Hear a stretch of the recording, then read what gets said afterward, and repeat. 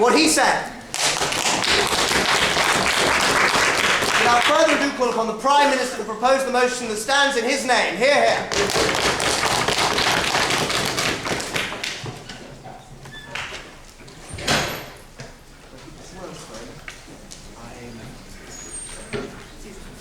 Season, you are you ready? You got all the apps. You ready, bro? No. Sorry. Yes. Speaker, successfully campaigning against the wearing of sombreros on Halloween in your corner of New Haven doesn't change the attitudes of racists and definitely does not help undocumented immigrants within your own communities who would have been helped by having access to soup kitchens, having access to people who can help them with immigration documents, and access to communities that challenge and fight for policy change, real policy change that comes through the political process. We think that this is a problem that isn't simply in New Haven, but is seen across college campuses in the United States and Western liberal democracies more generally. We're incredibly proud to condemn this. We think that the notion of new left campus politics is a switch to, on the first level, to issues which are largely on-campus issues and which are largely associated with symbolism. So this is things like names of buildings, the language used to describe things, whether or not Oberlin serves sushi that's authentic in its cafeterias. The second issue is techniques. So the use of no-compromise techniques, which involves boycotts instead of engagement, which fights not for policy change, but fights instead for the change in things like language and symbols. We think the comparative is to a past where we fought for broader global issues and we fought through the political process for policy change. We wish that that was still the campus politics of today.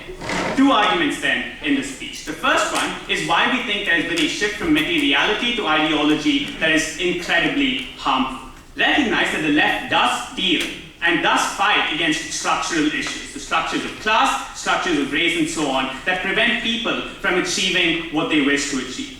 The problem was that historically the way we fought against this is in the form of policy. So campaigning against the draft, campaigning against wars that brutally murder and kill people across the world. We think the problem is that this is switched from actions of policy to actions of ideology. So ideologies such as what the language of slavery was, what the rhetoric of appropriation is, things like that. What are the problems with this switch that we see? First, we think that these kinds, that such language and rhetoric, for instance, creates much less direct harm than the kinds of policy action that exists in the status quo, which results in people not being able to access healthcare, not being able to access education, not being able to live if you're in a country that's being targeted by drone strikes. We think those are the issues that are significantly more pressing from the point of view of whether you can access other issues or not, such as, being alive in order to be offended. Closing. Why do you think that fighting against oh my god, yeah. I'm so sorry. Is it also possible that the policies that the campus left now is fighting for are things that people on campus care about, like perhaps sexual assault is dealt with in a way that's sensitive to the we agree that it is switched to issues that people on campuses care about. The question is first, what should people on campuses care about? We think people on campuses should care about issues that are of global importance, not just those that are isolated to them. And I'm going to be explaining to you why issues that are important to people on campus in largely liberal, largely rich universities is a horrible way of choosing what policies you're trying to change within the world. I'll get to that in the second argument. Second issue is that we think that not just does this deal with problems that are less pressing, it deals with problems in less politically efficacious ways. What are some of these things? We think doing things like small changes in your language, small symbolic changes are easy to do. And this engenders a notion of activism being easy and change being easy. This is why we see, for instance, the rise of social media slacktivism, where things like sharing petitions, things like changing the names of groups is seen as an easy way of getting change. We think the previous hard policy changes that we used to fight for recognize the magnitude of the problem and try to tackle it head on. Second, we think that this creates a rift in the liberal movement between older liberals and younger people. The fact that I see people with grey hair in the audience smiling when I talk about sushi in the Oberlin cafeteria shows that the people who currently have political power, who who have money and the ability to donate to campaigns. All of these are older liberals who are significantly involved and committed to the liberal movement, see themselves entirely disengaged from the problem, from the things that younger liberals are fighting for. Why is this the case? It's because these people can see the material problems that exist and don't see anyone voicing those issues. We think that that results in a fractured movement that has less political and economic power. Finally, this entire idea rests on this belief that changing symbols and changing language directly changes attitudes. The problem is that the way that this is perceived is seen as a denial of culture, because the people you're trying to convince aren't those who are already kind of liberal and want to change their minds. It's the people who believe that undocumented immigrants shouldn't live in the country, who believe that racists, who believe that all Mexicans are rapists. We think that the fact that people don't wear sombreros on Halloween is seen by the people whose minds you're trying to change as something that is an attack on their culture and an attack on something that has been historically important to them. This policy, we think that the problem with this is that it creates a mentality of incredible opposition to each other as opposed to something that you can work towards. So when you see the left on college campuses boycotting speakers such as Condoleezza Rice or the head of the IMF, what you see is that the rise of the campus right also refusing to engage in these issues and being more likely to do things like boycott events where Israel is criticized even slightly. We think that's problematic because it prevents the kind of engagement that actually results in people's minds being changed about issues that we think are so important to society today. All of this means that you might have some success in changing the names of buildings, the names of policies and so on. Those are both not the problems we want to fix and don't result in the longer change in structure that I'm sure that opening opposition is going to come up here and talk about. Second, what does this actually trade off against, and why is that trade off something we're unwilling to accept? We think the kinds of problems associated with the campus, which are the kinds of things O is talking about, are simply not inclusive of the worst off in society. First, because the people on these college campuses are an incredibly privileged elite. So the kinds of people who can concern themselves as to whether sushi is appropriate or not aren't the kinds of people who are being killed or who don't have access to food in the status quo. We think the second thing is that these issues are simply not global. Definitionally, because they're campus issues, they don't focus on the poorest across the world and the people with least access to rights or the least access to resources in countries, for instance, in Vietnam, when the US was considering war there. What this means is that you trade off both against political activism that's global, but you also trade off directly with political activism and volunteering and things that happen within the community. So doing things like running soup kitchens, doing things like volunteering and helping undocumented immigrants gain a path to citizenship by helping them out with immigration documents. The focus on these issues, which we think are so symbolic and so transitional, means that you don't gain real change. Incredibly proud to propose, I'm sure, what we're doing here. Thank you very much. Call upon the Leader of the Opposition. Hear, hear.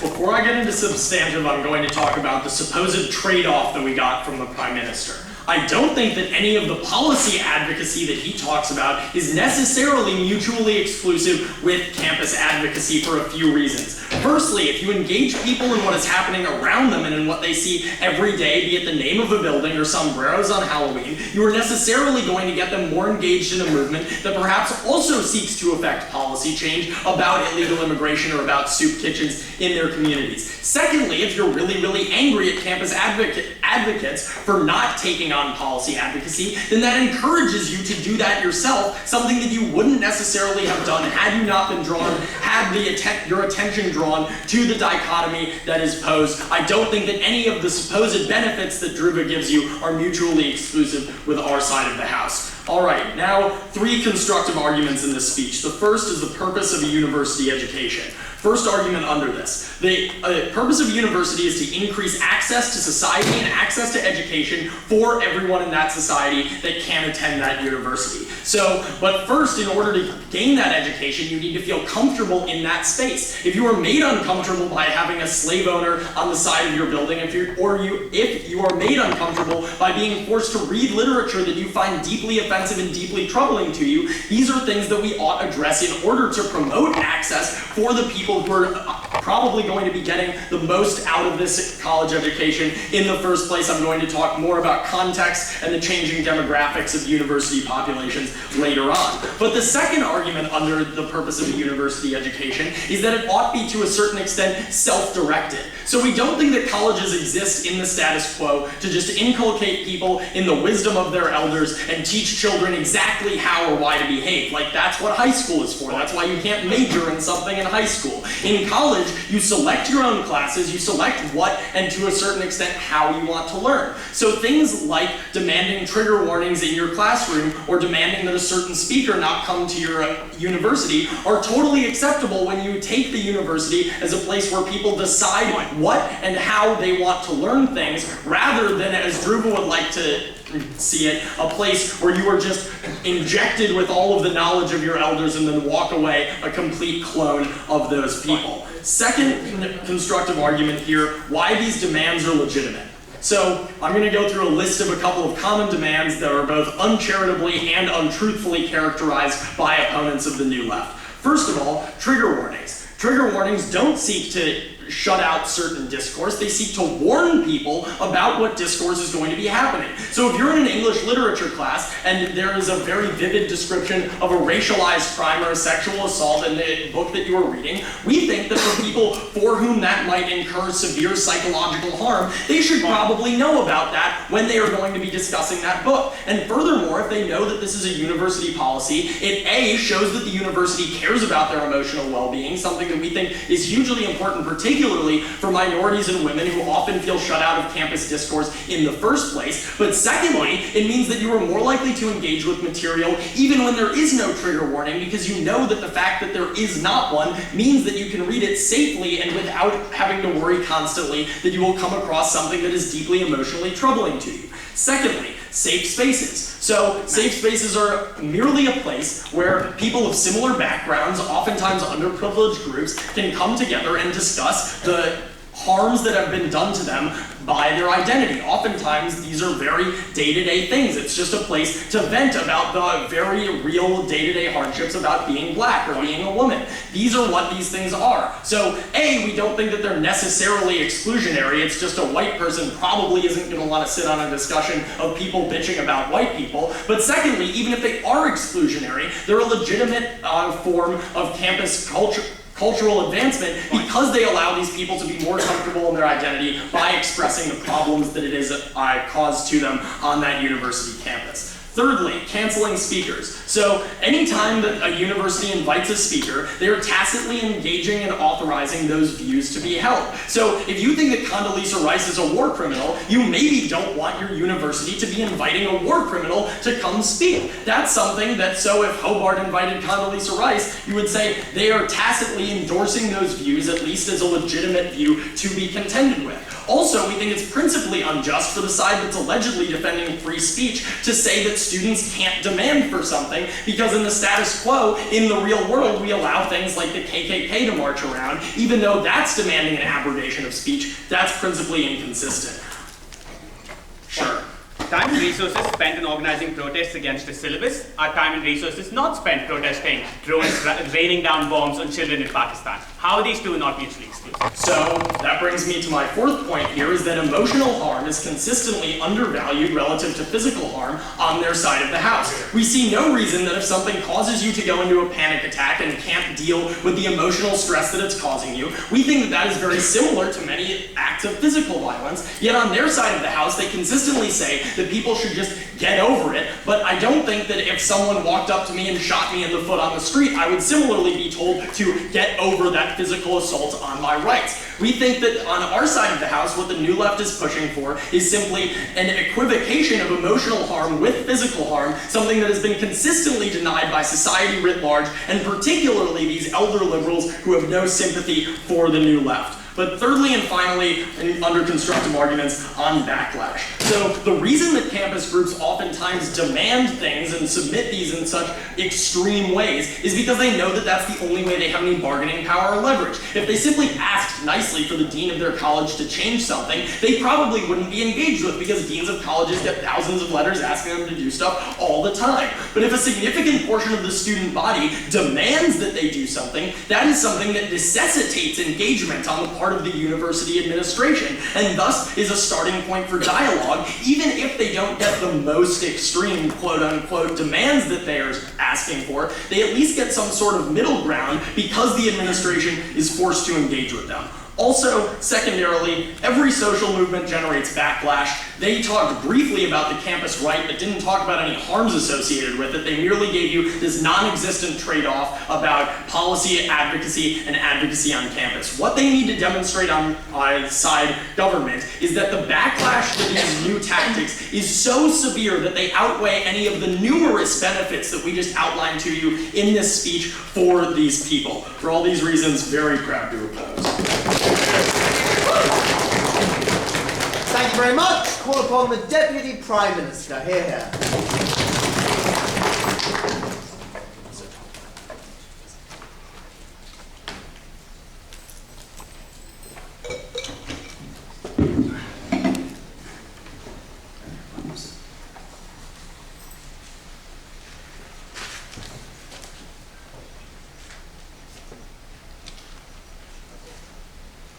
The best case scenario for side opposition is that Bates installs trigger warnings or the University of Toronto institutes sexual assault reform.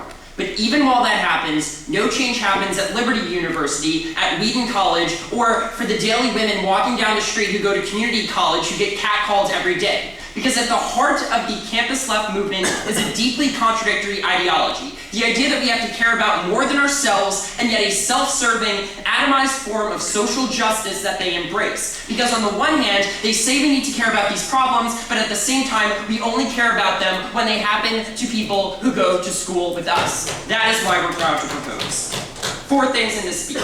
First, the issue of education. That deals with a lot of the trigger warning stuff we heard. Second, young people. Third, materiality. And fourth, campus change. So, on education, recognize that the reason they want things like people being able to access an education and people being able to have things like self-determination is not because those things are intrinsically good. That the reason people are paying tens of thousands of dollars on a college education in the US, or the government is paying a lot of money for them to go to college everywhere else in the world, is because it is worth something. And that something is being a global citizen, which means when university education becomes principally distinct from all the things happening outside in the world, we find that problematic. Now, in terms of a lot of things they talk about, they give a lot of different examples, but it's basically the same debate. Trigger warnings, safe spaces, campus speakers, etc. One, overall, the fact that he had to spend 5 minutes of his speech clarifying what exactly the left wants and why there are misconceptions is exactly why this movement's so bad, because it's been distorted by the majority of society so that it's not effective in getting change, and it's used to demonize not just the campus left, but the left in general, making an ineffective way of getting political change. But 2 responses beyond that. 1, the debate goes beyond that, because yes, we accept that mental health is important, but we care about people all over the United States who have PTSD, and there isn't sufficient mental health included under Obamacare. Or we care about the fact that not that Condoleezza Rice is speaking at university, but that young people aren't canvassing so that another neoconservative doesn't get elected. That's the problem that we think, because we would rather have Condoleezza Rice on campus than Condoleezza Rice as the Secretary of State. That's the comparative. The second thing, though, is just a question of tactics. That you can think trigger warnings are important and there's something you should do, but it's not a question of whether you face like an end-of-the-world battle over all of these. So yes, maybe you should just read the syllabus to see if there's something that could potentially be triggering instead of making it a big fight. Or maybe like the fact that UChicago says we don't support safe spaces even though they have tons of women's groups, you can be like, that was kind of dumb of them for them to say, but I'm not going to make a big fight over it because it's not a big deal. That's the question of this debate, not whether these things are good, but whether the tactics and priorities of the new campus left are problematic. Second thing, young people. So, firstly, I just want to talk about the psychology of young people today and why it has shaped this movement in a way that broadly leads to this depoliticized action, answering the claim that it's not mutually exclusive. Recognize, and there's something Hillary Clinton said recently that I think makes sense. These are children of the Great Recession who don't see a lot of opportunity, who see like massively gridlocked society, and because of that, they've gained a distrust of political institutions because they haven't seen them worked. But that doesn't mean that political institutions are incapable of working, because we know we have a great history of social reform all over the world when young people do get involved. So like creating pressure to pull out of Vietnam, creating pressure for programs like the Great Society, pressure for civil rights legislation. The problem is that psychologically, when these people become depoliticized, it's not that they just suddenly change, because there are two different issues. That people think that if they need to fight against the ideology instead of mobilizing for political change. At the best case scenario, they get a mobilized minority of social justice warriors. Why is that not ideal? Because even if they're mobilized, it's not politically. Yeah, that maybe they might campaign for Bernie Sanders, but once he loses the primary, they start calling Hillary Shillery and protest at our conventions. That means it undermines political change because they don't understand the idea of compromise. Also, just recognize time is fungible, as Drew's POI points out. So for every second complaining about the lack of like appropriate sushi on campus, that's an hour you lost canvassing in New Hampshire. So what do they lose? First of all, they lose young people who are less ideological in the first place. Recognize not everyone is super liberal. There are young people that come from suburban backgrounds, rural backgrounds, etc. Young people whose parents might, oh no, work for a bank, that would be willing to become political, but when it's a no compromise, this is the end of the world type evil that they espouse, you lose those people getting involved. The second thing is you just get an overall shift in terms of tactics towards no compromise. Why is this bad? Because we tell you that, one, young people are an incredibly important political constituency to have because they're literally everywhere, there are colleges everywhere, which means you get a base to have support. And secondly, because they are the basis of volunteers for the left movement. They're the likeliest to canvass, they're the likeliest to push for political change, which means if you want widespread political reform, you need to have this group being active. Closing.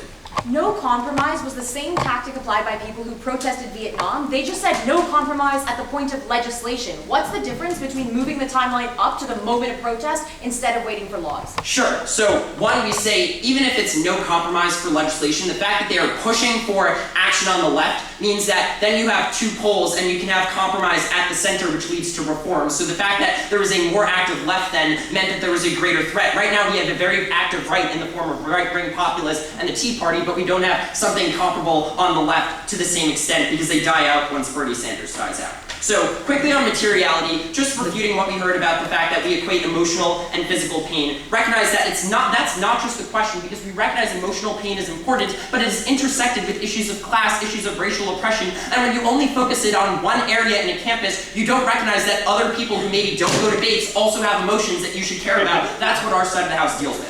Finally, campus change, sexual assault. One, we say you should be addressing these things through a federal and state policy level as opposed to getting broad movement. So things like Kerry Washington, It's on Us, instead of like an individual Harvard group or an individual Rochester group pushing for change. Because even if they get a benefit, they only change one university at a time, and it'll only be the couple of universities that happen to be liberal. The second thing, though, is that their model makes it always easier for the college to win out. Why? They just have to wait for the vocal campus leaders to graduate, and then because college organizations have terrible institutional memory because young people are doing this for the first time, it's hard to build a broad-based movement. When you connect it to a larger national movement, you get an institution that learns how to become more effective at these negotiations, can apply constant pressure points on the university, can mobilize more people beyond just students, so also people like alumni, donors, etc., so you get widespread change. Yes, we think issues like campus sexual assault are important, so closing can't get up and say we're insensitive to that. The question is, how do we fight this battle, and what are the tactics? What we say on our side of the house is that we need people to remain involved in the political process because of their influence, and they need to do so with tactics that are effective. Proud to propose.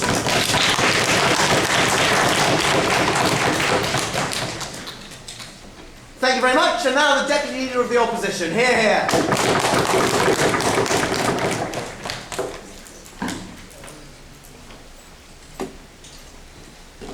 The reason the campus left is beginning to demand attention on issues happening on campus is because campuses are no longer the bastions of privilege that they were in the 1960s. The reason attention was dedicated to things like Vietnam was because there was not the kind of inequality we are now seeing as the demographics of colleges are shifting in the modern day, and we're beginning to see people who are lower income, people who are queer, people who are black, are starting to be included within those traditional bastions of privilege, which is exposing the inequalities that the new left now has to focus on 3 things in this speech. First, how we should evaluate emotional harm and how the New Left is bringing that to the forefront. Second, on the trade-offs between the supposed trade-offs that OG was trying to give us, and that the alternative will always be somehow attention to global politics. And third, on the idea of distortion and backlash. So first on how we evaluate emotional harm, an enormously toxic supposition of the old left was to presume harms are only physical, and the harms suffered by individuals are only tangible if they are physical. The New Left is pushing for a politics that recognizes that emotional harm often results in physical harm, and that emotional harm in and of itself is a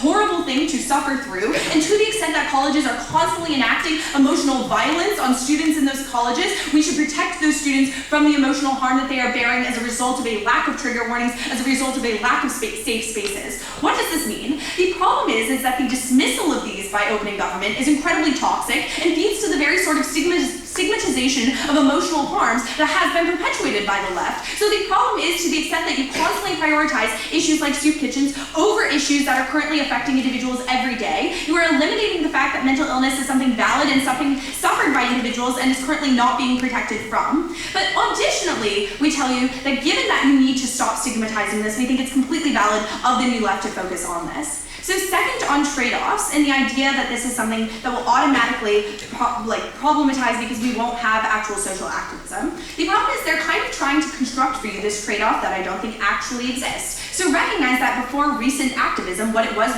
campus apathy. It wasn't the case that campuses were suddenly bastions of working to stop Iraq, of bastions that were working to stop drone strikes. Rather, there was widespread apathy towards these issues and very little political activism. So I think that's the actual trade-off. It isn't one where we automatically shift all of that attention to one that works for global issues. It's rather that you lose that attention entirely and go back to the kind of apathy. Why is that the case? Because the reason people are actually taking on this activism is because it's something that affects them personally, right? They call this selfish. I call this just the reasonable way we make decisions. It's because when we see things as being personally affecting to us, we are willing to dedicate much more of our time to those things. We are willing to actually engage with them on a much more active level. Why does that matter? The reason it matters is because you actually get people socially active at the point at which they feel it's something they care about. But once you enter into that feminist group, you're likely to engage in other feminist actions as well. It is ridiculous for them to presume that people no longer care about things like abortion issues, don't care about birth control, and also the minimization of the effect of sexual assault by OG, I think, was toxic.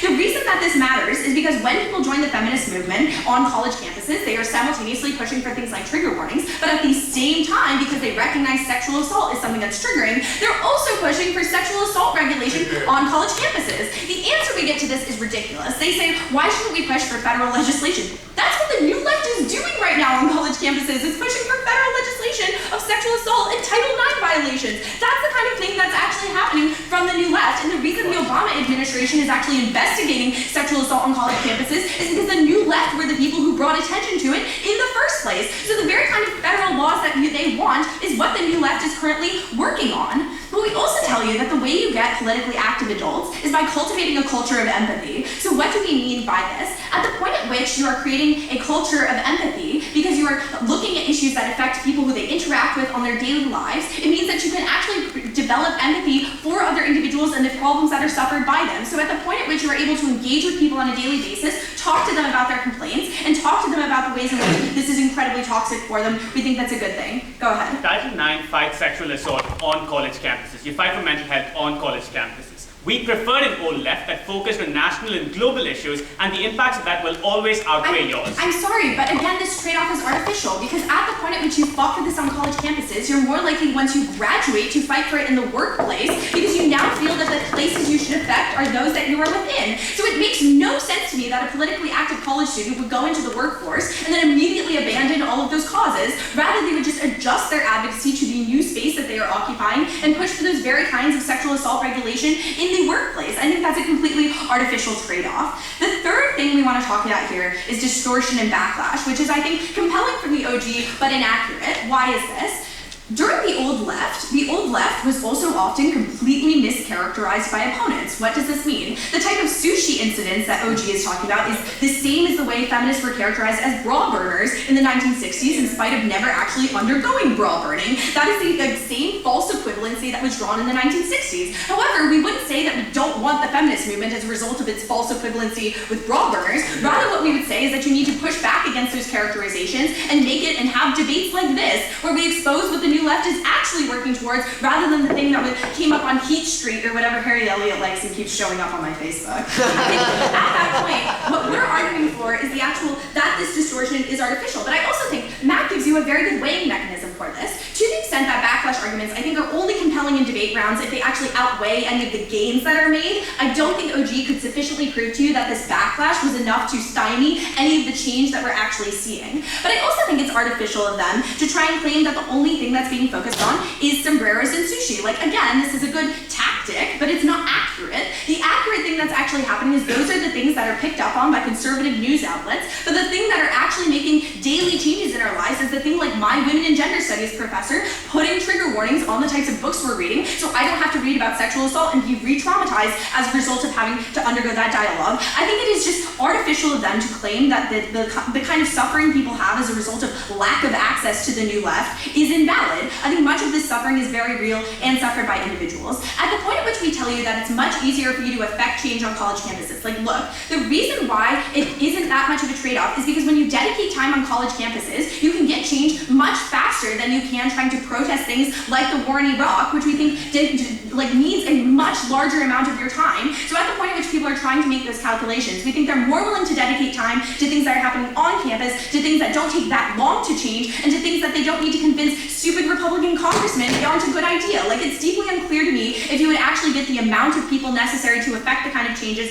I don't think they prove to you that trade-off is legitimate. For these reasons, extremely proud to oppose.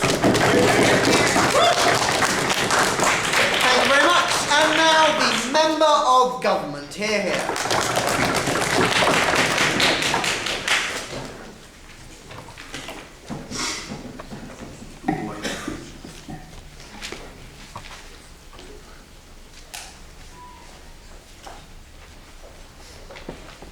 We agree that the university is a place where we are meant to create global citizens, well-informed citizens to engage with global issues. We also agree that this is probably easier to do when you feel comfortable on campus. I think that either way, this falls heavily on the Gov side of the bench. I'm going to do, I think, a pretty good job of explaining why. First, on being a global citizen. We need spaces to answer tough moral questions. The issue is not, as the quote suggests, the frivolousness of these new age issues, but rather their complexity and importance that renders their discussion of such an imperative. Take, for example, a student-taught class at a University of California school, I think it was Berkeley, I can't remember, I was reading about it recently, on decolonization as it relates to Israel and Palestine. This class was shut down as a result of pro-Israel community organizers, which we do think was problematic. However, we think that if the class were taught from the opposite perspective, i.e. had pro-Israel groups started teaching a class on like the land rights and religious rights of Israel to this area, that BDS and similar movements would not have tolerated it. They couldn't have. It goes against their sort of foundational beliefs. So, two things happen. One is that these strategies, not only, as OG talked to you about, are taught to the right political strategy, but because it is such a scarily effective method of silencing discourse, it forces the right to engage in the same behavior in order to compete. In other words, if you can successfully shut down discourse, that is such an effective method of ensuring that your political ideology becomes the one that is predominantly accepted, that the only way that you can continue to compete and support your own ideology is to engage in a similar silencing. This is uniquely problematic, even more so than OG told you, insofar as we are concerned with things like microaggressions and rape culture. The silencing of those individuals and these voices reifies the violence that was done to them in the first place, in as much as oftentimes the way that we commit microaggressions against like women and racial minorities is by not taking their voices seriously, by silencing them, forcing the right to engage in this political strategy reifies that violence in a way that we think is meaningful. Furthermore, it utilizes these movements an implicit moral evaluation that is never taught, simply presumed and passed on to what other people should learn. We think that a moral decision of such importance, made without some degree of understanding of both sides of the issue, cannot be considered legitimate at the point when this allows for an equal opportunity risk of good and bad moral decisions. That whichever one manages the most effective silencing of certain types of discourse gets to influence the moral decision made, that it becomes uniquely imperative that you engage with both sides of that issue. I understand that that's not something that every individual can do. That's the nature of our fucked up society. However, I do think that college is a uniquely capable and important environment to provide this for those who choose to use it, insofar as these are the people who generally go on to become business execs and politicians. These are the kinds of things that we want people to take into the workforce, because people have the capacity to grapple with social structures meaningfully. We regret this. Closing. So the backlash that you are talking about of silencing only exists when the left actually discusses and protests against exactly what they want. The only way that you're going to be happy is if they don't speak out at all. That's when there's no silence. Okay, I've anticipated this argument. It's coming up. I'll flag it for you. Second, we're talking about backlash. Also, outside of this sort of like creating a moral citizen.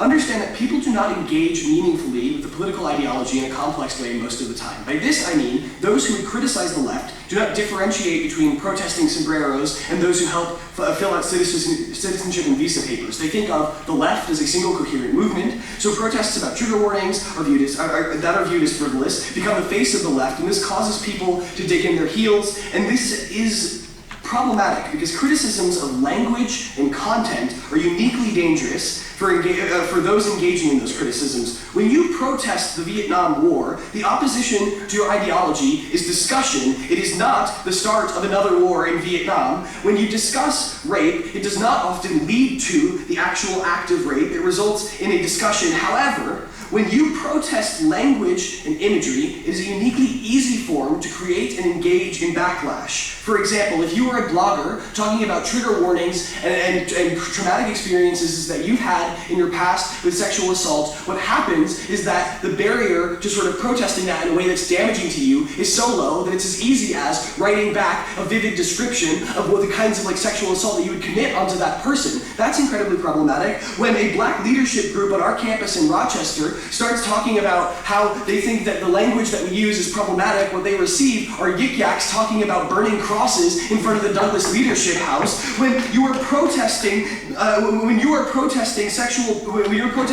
rape culture and sexualized content in the classroom and on campus, what you get is dick pics posted on the door of the women of your university who are brave enough to stand up for that. Unfortunately, what this means is that this disengagement in the classroom, first of all, becomes much more common in the current world, because it is much more likely that you will have to face this kind of triggering content than you will have to grapple with triggering content in the classroom, particularly at the liberal universities, which are the only universities that they can claim any solvency to, in which teachers are already predisposed to not include the most offensive of this material. And so that becomes a problem. And moreover, this does not, that insofar as emotional harm is significant, if we concur that it is significant enough to like weigh on equal ground with physical harm, that is more common on our side of the house. Also, we don't think that this locks us into never engaging with these issues. In fact, we think we would be so much better off fighting the more concrete issues, because so long as people are in lower social positioning, we will continue to create new offensive language and content to throw at them that we haven't thought about protesting yet, right? Like, think about the sort of like evolution of offensive language referring to black people in the United States, and like the transition from what is politically correct to what is now offensive, and we find new words, and those words become bad because of the ways we use them. The ways that we use them are predicated on their social positioning. The way that we can better this is by engaging in the kind of activism that OG wanted us to engage in. But we don't rely on a trade-off to justify the problem. We talk to you instead about how actually engaging in this activism just doesn't work and re-incurs the problem. We also think that this will continue to happen in the workplace, because there's like a similar ease of confrontation and evolution of offensive language and content. We reduce this. I think there are two things also just extraneously. That having a speaker at your university is an endorsement of that person's political views is just silly to me. Colleges can have many reasons to allow speakers to talk, one of which can simply be that they think that they are offensive and want their students to know that shitty people are out there. And also, just reminder of the mitigatory impact of their case, which is that they literally only can receive change on liberal campuses, which I think I've explained to you are the ones that are less likely to need it in the extreme when you're weighing your impacts.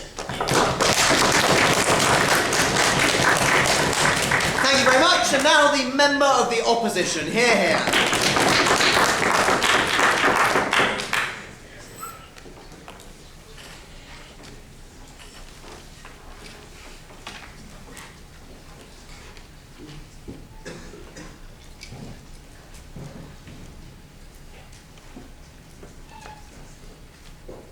Honorable Speaker, as a social movement, you have to ask yourself two questions before you decide what you spend your time and money on. The first is whether or not it matters, so whether or not there is an important harm done to a group of people. And I think both sides of the House have discussed that there is merit in protesting a number of different actions on campus. So then the important question becomes, where can you best affect the change? Who will listen to you, and what that change actually looks like fundamentally? Off extension is going to be why campus groups are best equipped to change things on campus, and why they are never the tipping point for the kinds of things that these guys talk about, or that is so infrequent that it is worse to spend your time and resources on that. Secondly, then, I'm going to talk about why why protecting the people who suffer from the kinds of things we hear from opening opposition is important, because when those people are educated, they get the authority on which to speak about those bigger issues. That's much better. I'm going to do that first, and then I'll get into stuff we hear from government. So first, let's talk about capacity. So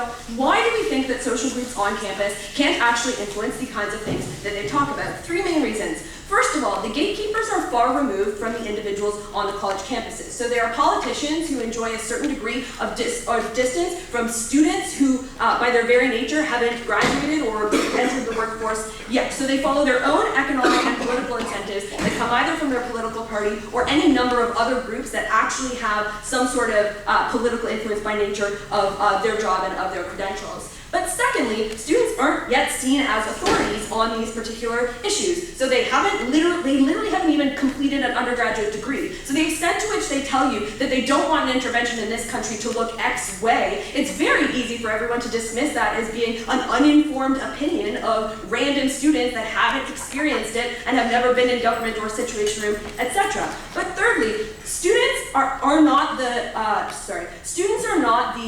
largest number of constituents in that particular field. So the comparative is, on college campuses, students are the constituents of the people who hold the power to create changes, and at the point at which you want to keep them happy so people still come to your school, you listen to them. That is not true for the broader foreign policy of the United States. And I would ask side proposition what issue they think that college campuses are not focusing on now, that they are the tipping point in changing for people globally who are being struck by drone strikes. Political left parties uniquely rely on young people because they have the time to volunteer to get out the vote, and they build up an important coalition of non-adult white males. Okay, I really don't think that, we have to support campus liberal groups, not canvassing for individuals. That's actually really the definition of what that campus group can do, right? It is provincialism, as we say, in that particular motion. I still think they could do it. They probably do it independently, and that the reason why they're probably supporting a particular politician is because of the reasons that it affect college campuses, so maybe tuition, maybe sexual assault, things like that. I don't think we have to say they shouldn't do that. But if the trade-off was between canvassing canvassing broadly as a college campus group, then you should do something that you would actually, as a group, influence, I think, a little bit more. So what does that look like? First of all, what I think is that it looks like being able to actually influence your college campus government, because you pay tuition to them, and at the point at which there is a large block of students who are dissatisfied, they have an incentive to listen to you to make those particular changes, which doesn't exist on the broader scale. So those are things like actually providing trigger warnings, perhaps in cases where they want them, safe spaces where they want them, the ability to perhaps take holidays off that weren't allowed before because the majority of people there didn't have to ever succumb to that, perhaps protection for individuals who find it very difficult to pay for the college that they go to make it more diverse, like side proposition wants. Why is that particularly important? Because all of those things make college campuses safer and more accessible to fundamentally underrepresented individuals like O talks about. Who are those people? Those are people who come from African American descent. Those are people who perhaps are transgender. Those are people who have unique unique claims to protection because of existing vulnerabilities because of the way society has been set up against them. What does this mean when we make spaces that actually protect them? It means they're more comfortable going to university, completing university, feel as though they're represented, and when they graduate, that authority that I said they don't have at the time of being students or in the workforce comes later, and that's where they can influence policy. When they have a degree, when they're able to run for office, when they're able to actually be the vote that makes the difference between whether or not you go into a particular country. Those voices are most listened to when they've gone through college. So what we want to do is make sure that that campus supports people who are there, such that the kinds of people who come out are diverse and able to deal with the things that they talk about. Getting into reputation, I'm really just going to point out where the things that I say actually take down most of the stuff from OG. So first of all, when they tell us that older liberals with money aren't going to give these people money anymore, older liberals with money really aren't actually funding college campus groups to the extent that they end up talking about. So they're like, look, the alumni who don't understand or other individuals are funding other existing, like bigger things, like you guys said. It's the people who are on campus that are really taking the burden of these particular things. But second of all, they say, and this is stuff that we hear from closing as well, the rise of the campus right ends up happening, and that's something that's inherently bad. And I really believe in the POI that I gave that I don't think you came back to, which is that the reason why the right is rising is because they have to defend themselves, and that if they're not, that's because they're happy, because they enjoy a certain degree of privilege that is unchallenged. I don't believe that that's a reason why you shouldn't ever protest against another individual. Like, the reason why they're upset about that is because they find that they're being challenged. But let's deal with the second part of that. I'm dealing with the second part of what he said, which is that the ways in which they are going to backlash is going to be itself triggering. So perhaps it's in photos they put up, etc., etc. Why do we think that that's still better? First of all, I think that the kinds of things that campuses would probably argue for is for the university to be able to, I don't know, take those things down or punish people who do those sorts of things at the point at which you don't argue for that. Those things which I think exist to a very similar extent still happen. But second of all, the actual classroom where if you can get there with the support of individuals who care about you, the administration who care about you, end up actually being able to learn very well. So let's deal then with the fact that they characterize this as only being successful on liberal college campuses. Here's the thing, once you get a certain degree of liberal college campuses putting in place policy, that's able to trickle elsewhere. So Oberlin College was the first to talk about trigger warnings, was the first to implement it. That has spread a massive amount of discussion at every single university about what it means to be educated. So I think it is important that those liberal institutions do trickle down and help a vast amount of people. So I think it does go to community college because everybody has an interest in making sure they're not assaulted on particular campuses, and I think that's important. So ultimately decide where you think you are going to be most successful and what that does for the issues that you care about and that people care about in the future. So on that basis, we beg to oppose. Thank you very much. And now the government whip to close the case for the government. Hear, hear.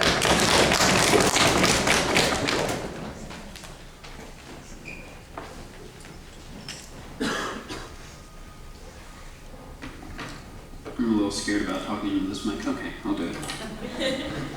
It'll be fine. Just 1 minute, panel.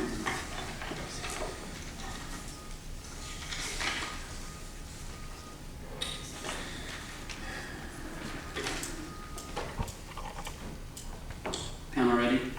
Everybody ready? So it was said earlier in the debate on the opposite of the bench that we have to prove basically the uniqueness and the intensity of the backlash argument and how that is going to basically undermine all of the benefits that OP declares that they have on their side of the house. I think what Ben did in his speech and what I'm going to fill out here is exactly what is unique about this backlash. There is always backlash happening, but what about the backlash that comes as a result of the politics of the New Left and how that is critically damaging and is not avoidable, and certainly, regardless, even if they can net all the benefits that they want to on OP, they do not outweigh what is given on our side of the house, right? So, I'm going to start off with a little bit of a rebuttal and then go into basically the meat of this, which is really the uniqueness of the backlash in this situation and constriction of moral space, which is something that Ben uniquely brought to this debate, right? So, basically, just some extraneous to opening opposition. They're both coming up here and talking about that people are just going to come over and be policy advocates, that these things aren't mutually exclusive, and that basically. But what we've talked about here and what we've talked about on SideGov is that the unique nature of these internal issues and the way they are skewed in the eyes of the press and in the eyes of people who are already demeaning these groups is a barrier to serious engagement with those who are already not on board, right? And that's why also opening opposition loses all of their arguments about the benefits of empathy, right? This only works, the empathy is only accessed for the people who already buy into the ideologies that are being espoused by the New Left on the campus, right? And so the calling card of the New Left, as we've been arguing on the Gov bench the entire time, is the force with which they are able to drive away the people who don't quite buy into it, right? So they think, and then the member of opposition comes up here and they say, basically the crux of the speech is that they can win on these on-campus issues, which are important. I think we agree are all important because they don't because they're unable to end up winning in the real world, right? But we don't think that actually happens. We don't think that they do win on these on-campus issues. And something that Ben talked about in this example of the comparative sort of Israel settler colonial class versus a hypothetical kind of pro-Israel counterpart. Question? The fact that so much time and energy was devoted to basically restricting that class from happening, and the fact that the same thing would happen if such a pro-Israel class was held, is actively detracting from the abilities of college students to engage in moral valuations and decision making, right? And we think these are the unique skills that allow these impacts to actually happen in the real world. This is how we get the policy changes, right? So the last thing is that she comes up here and talks about how Oberlin made this sort of go everywhere, right? Everyone's talking about trigger warnings because Oberlin was talking about trigger warnings, but what I'm just about to tell you with the backlash, basically what that means is that the backlash from trigger warnings has spread without netting any of the benefits that they want to describe, right? So we think that basically, as Ben was explaining, right, this exacerbates the pretenses on which the concerns of minorities were already disregarded, right? Which was that they're exaggerating, they are hyperbolizing, their concerns don't matter, right? And so this is the unique backlash, that the ways in which we think this is the uniqueness of the backlash here, right? So we think the most ludicrous interpretations of these efforts, right? It's not just about Oberlin sushi, right? But we think the fact that it can be spun that way within and without the university community, right? And at the point when that becomes the sticker slapped upon the bungled interpretation that the public and the university holds of the left and what the left stands for, right?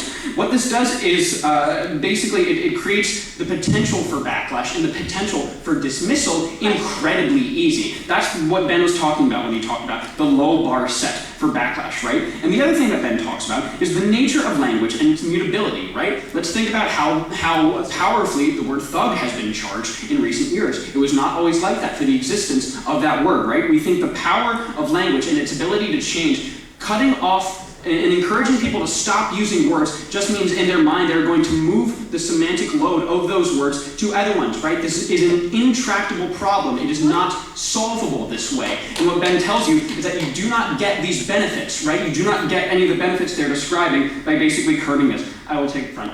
Okay, so don't the resources that we advocate for, like safe spaces, provide protections against the type of backlash you're describing in your extension? They don't, right? Because they cannot solve the issues of the language, right? Because these are always going to happen. They are always going to be in the world at large. And so what Ben also says, right, is he talks about the backlash that this engenders as far as silencing and abuse from the critics, right? And this, I think, is the most powerful way in which this backlash is unique. Because the harm that it causes, right, to lower your bar, to make it clear to the world that what is deeply emotionally harmful to you, and we agree in the seriousness of emotional harm, to basically, if you are blogging about trigger warnings, right, and you are blogging about, PTSD relating to sexual experiences, right, all it takes is a simple, it's effortless for an anonymous troll to come and strike you at that weakness, right? And we think this is the unique backlash. And the fact that in the harm that this causes and the either glee or the moral righteousness that these people get out of inflicting this abuse on you, right? It magnifies the original kinds of harm that are being protested in the first place, right? All this does is enable the power of people who would silence you to do that even better, to do that anonymously, to do that everywhere, to get you no matter where you go, right? These are the unique harms of the backlash. They do not get the benefits of safe spaces so long as these are people who are still connected to the internet, who still have online identities, who are still actively moving through the world, right? And because the rhetoric of trigger warnings has gotten everywhere, these kinds of resentful responses have followed with them, right? This is why the backlash spreads, but the safety and the advocacy that they're talking about do not, right? So let's talk again about the constriction of this moral space. So Ben again gives this example about how these how these classes can be shut down, right, by people who basically oppose the views. And we think this is the trade-off. If they want a trade-off and they think a trade-off is necessary, this is where it is. Because the real world requires, in business, in policy, the serious and grave contending with of moral valuations, right? This is how we use time at the university, right, in a productive way that allows us to create students, to create global citizens who end up making these policy changes, right? The energy and time spent canceling the settler colonial Israel class could have been devoted to going to that class, learning how to make the intense moral valuations involved, and then going on to be the kind of person who will be involved in those negotiations. What they lose on that side of the house is everything, and what they gain on their side of the house is all of this backlash. Even if it's unjust, it happens and it is disproportionate, it is not going away. We are very, very happy to propose. Thank you very much. Thank you very much. And now, to close out the case for the opposition bench, and indeed, genuinely regrettably, the debate as a whole, the opposition whip. Hear, hear.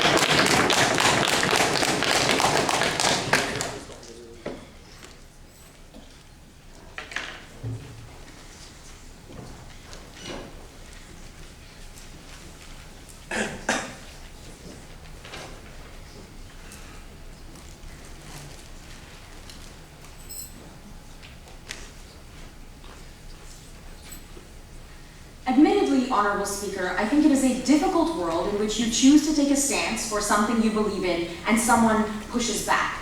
I think, however, that there are two problems with the way government tells you this works on the campus left. Closing government tells you there is a unique form of backlash that is so injurious to you as a social activist that we absolutely cannot condone the tactics the left has taken up. Note that in no way have they either proven to you the uniqueness that is different from this supposedly small thing being completely ignored and that type of violence being perpetrated on you, where the things you care about are not even of consequence enough to merit backlash. But secondarily, surely if the things opening and closing government are arguing for are of such greater consequence to right-wing activists and politicians, they would have incredible backlash against those things far beyond the scope of the small posts online on a blog that they are discussing in those two situations. I think it is ludicrous to suppose that the right is only going to attack the new left and that they are absent. Second, though, note that people who are repelled by this argument, and this is something that you get mostly in closing. People are not uniquely repelled by the tactics of the new left. And I think that you would never tell someone on the right,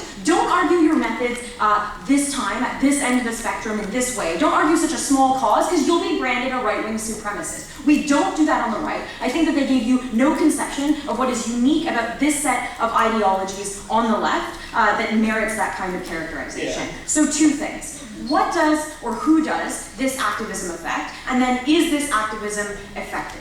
I think that the individuals who trained in protest movements or who were involved in campus New Left movements that Aislinn describes to you often are, as opening tells you, people who otherwise were not involved in universities until this point because of demographic shifts, or who are now, as Aislinn tells you, far more willing to be included because of the politics of the campus New Left, and they feel safe enough to be involved politically at all because that's the space in which they will politically engage. This means there are two consequences. One is that they feel safe enough to access the type of learning that grants them authority in any other movement that they choose to be involved in, right? So when Aislinn tells you that you need some level of qualifications, I think actually the average political campaign is like, oh, it's great that I have someone in their MA, now I don't just have BAs that I'll send out to put up signs, right? They trust your opinion far more about where those signs go or what those signs say because you've acquired some authority from the institutions that pursue these policies. Let's not pretend, like the government teams have in this round, that institutions of learning do not have an effect on wider society's opinions about the way we treat people or the way we engage with the issues they care about. Aislinn is the one who speaks to you most in this round about your ability to affect change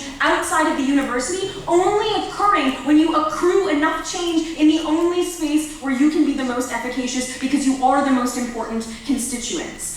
Second thing that happens with this activism being effective is that the authority you gain as someone who got involved in the campus New Left is contextualized for you now, right? Like it has grounding in the everyday concerns that perhaps were not given any political weight because they aren't considered big enough policies for them to be the actual substance of a war, right? Like I don't think anyone's starting a war over trigger warnings, but I do think that whether you care about the sensitivity to which someone, or the sensitivity someone ought be accorded in a classroom, and whether they should have to address issues that might trigger them, leads to a conceptualization of whether you ought give them that much consideration when they are someone who is your opponent. Should you engage in violence against that person? I think that's a much easier notion to entertain when you've never been told you had to give emotional violence any consideration. That's the impact that Aislin's case gives you for the stuff that's argued in OO.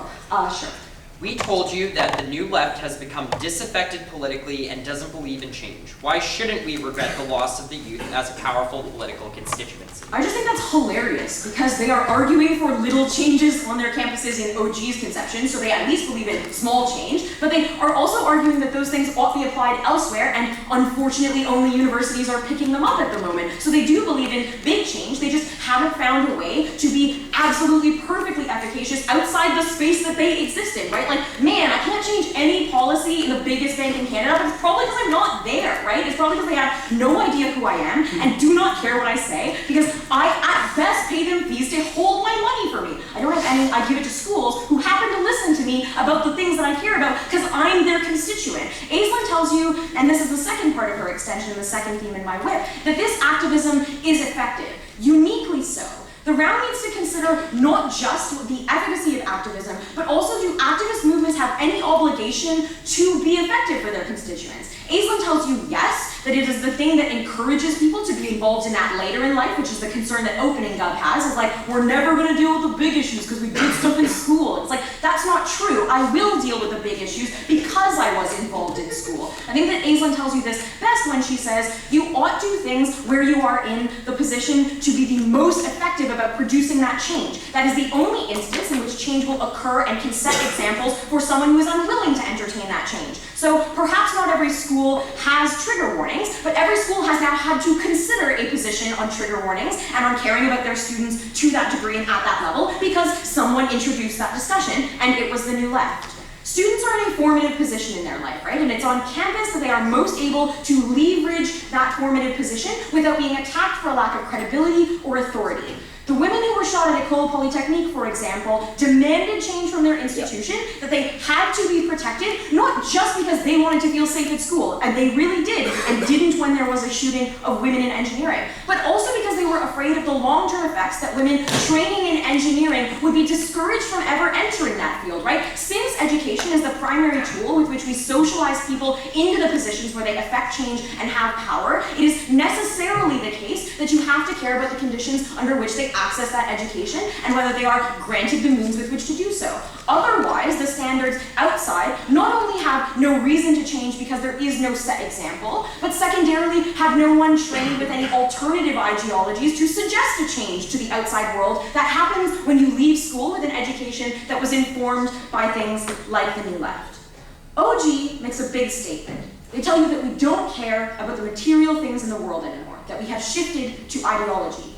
If I have to answer that statement, I would say that that is good, because what the New Left has done is shift to an ideology that encompasses the way you treat all activities, as opposed to pursuing only the concrete goal of ending a single war. They care about the actions that build into a war at all. Aislinn tells you that you derive authority to be involved in any kind of protest when you protest under the banner of affecting small change and building up, and affecting change that people feel, even if you can't see it on the outside. We are proud to oppose. Thank you very much. Thank you all for a great debate. Final round of applause for all the speakers.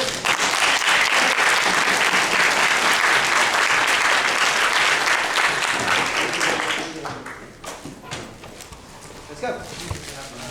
Okay, we're just going to head this